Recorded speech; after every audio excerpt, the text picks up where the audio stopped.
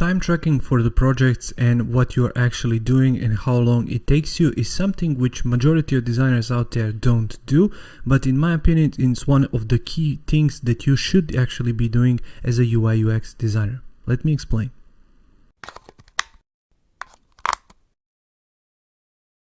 Hey designer, Alex here, welcome to the channel, and before we jump into today's video, make sure to check out my membership. Link is going to be down in the description below.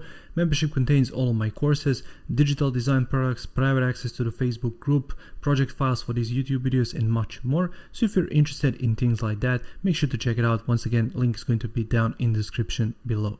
Now, to get started with today's video, why should you actually time track? Well, for example, and the key example right here is if you're charging by the hour, how can you know how many hours does it actually take you not to charge yourself too thin? What I mean by that is if you, for example, are working on a website design, how do you know how long it takes you to do header, to do hero image, to do, for example, portfolio, to do team member section, to do, sliders? How do you know how much time does actually it take you to create all of those sections? You know that by tracking your time. Also, you have to track your time to understand how long does it take you to actually finish the project. For example, working on a one-pager website is not the same as working on 20 different pages. It's not the same as working on 20 different pages in one size, or if you have to create responsive design in 3 sizes, or in 5 sizes, or in 6 sizes. If you're working on a mobile design, for example, for iPhone 8, then iPhone 10, 11, 12, and so on. So you have to create all of those sizes. It's not going to take you the same amount of time. You can always just guess, but how good is your guess actually? For example, you have to factor in the communication with your client. That's going to take a certain amount of time. You have to factor in the changes that your client might actually request. You have to factor in how long does it actually take you to come up with a design, to come up with a layout, and then to scale that layout to all of those sizes that we just mentioned. So you have to factor in all of those things when you are creating designs, and we are going to talk about that in today's video because I really think that this skill is one thing that majority of designers out there don't do, and I really think that they should. And as I said, we are going to talk about it in today's video. So number one is actually to use your phone. You can use your watch, your wristwatch if you have one. You can use your wall clock. You can use your time on your computer. Just browse at it and make sure to use pen and a piece of paper, or you can use a Word document, Google Doc, whatever you want, and then start logging in your time. For example, I started research for this particular project on 10 a.m. Then write 10 a.m. and then simply start working, forget about the time, but make sure to focus on just that work. Make sure to understand how long does it take you to do the research, and make sure to understand when it is done. Once it is done, make sure to focus on the time on your computer, on your phone, your wall clock, whatever, and then log it into that Word document, piece of paper, whatever you put it, as an end time. And then you're going to have a clear picture for that particular project.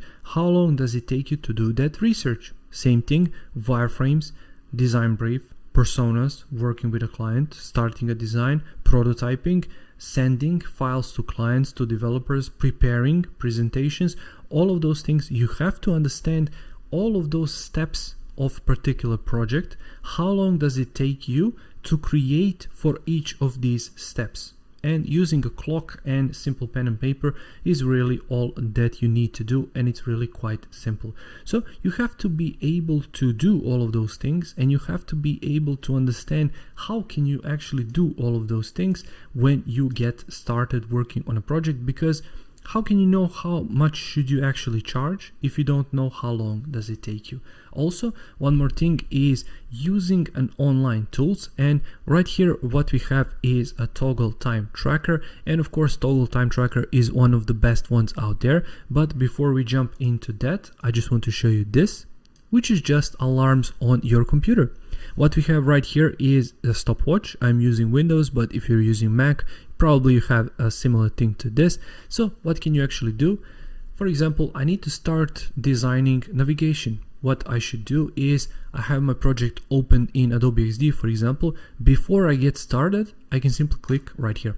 And as you can see, stopwatch started counting. What I can do is minimize it.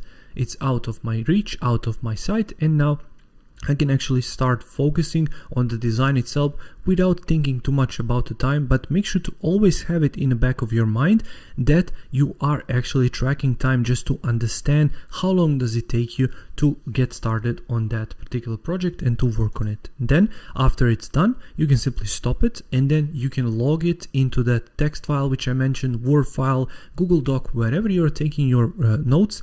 Make sure to log it in for that particular project, and make sure to have groups. For example, you have a one-page project, let's call it alpha. Then for that alpha project, make sure to log times for all of these things. And then for the project beta, which is going to come in later, make sure to log in all of these things. And on the third project, you're going to be able to tell to your client, it's going to take me this amount of time because you already done it twice, and probably it's going to take you that amount of time. It's not going to be specific for each particular project, because sometimes clients are going to leave you feedback much faster than other times. Sometimes they're not going to even call you, for example, for 2 or 3 days. So therefore, you're not going to be able to tell yourself and to tell your future clients precisely how long it's going to take you, but you are going to be able to have the rough estimate in your mind and on a piece of paper, because you already done the research on yourself and you know how fast or slow you actually is. Therefore, you can actually charge the right amount of money which actually works for you. Make sure to understand that it's not going to be always that simple. So it's not always going to be, for example, I'm going to work 30 minutes on navigation. It's not always going to be 30 minutes. So that's where the buffer comes in. And buffer is actually this extra amount of time you are going to use when you're charging for these projects. And this is not just hourly based. This is project based, daily based, however you want, monthly based, even on the salary. Therefore, when you track time, you are going to be able to understand how long does it actually take you to create these specific parts of each particular project, and you're going to be able to charge much better. Now going back to Toggl right here, as I said, Toggl is one of the best ones out there, one of the oldest ones out there. And if I scroll back down, you can see it's for freelancers, small teams, large teams. And why Toggl Track? Low barrier to entry, it's really quite simple to get started. Insightful reporting, so data from all projects and users are aggregated into a single dashboard. Works where you work, so you can track it via web, desktop or mobile apps, which is great if you're working on a laptop, for example, from coffee shop or stuff like that. Tracking reminders, so you can set reminders as to specific tasks.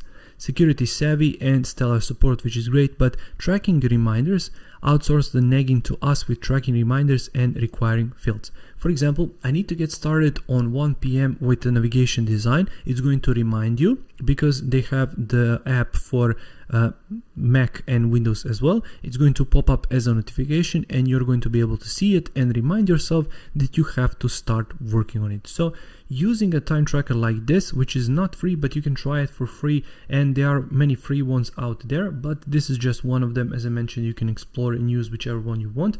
Make sure to track it from time to time. When you change the project, even though you have, for example, 5 or 10 years of experience, it doesn't matter. When you change the project, for example, project scope, you add responsive, you add many different screen sizes, you add complexity to each particular page, you add research, which is much deeper. You have interviews with personas, you have interviews with your users, you have client interviews, and then, for example, teammates of your clients, interviews with them. You have to factor in all of those things in order to tell to your client and to yourself what is your actual price, what is the fair price they should be paying you, and how to know not to undercut yourself when you're pricing the project. Thank you for watching today's video. I really hope you found some value in it. If you did, make sure to press that like button. I upload new videos every single week right here on the channel about Adobe XD, design, passive income techniques, and much more. So if you're interested in content like that, make sure to subscribe, and I'll see you in the next video. Take care.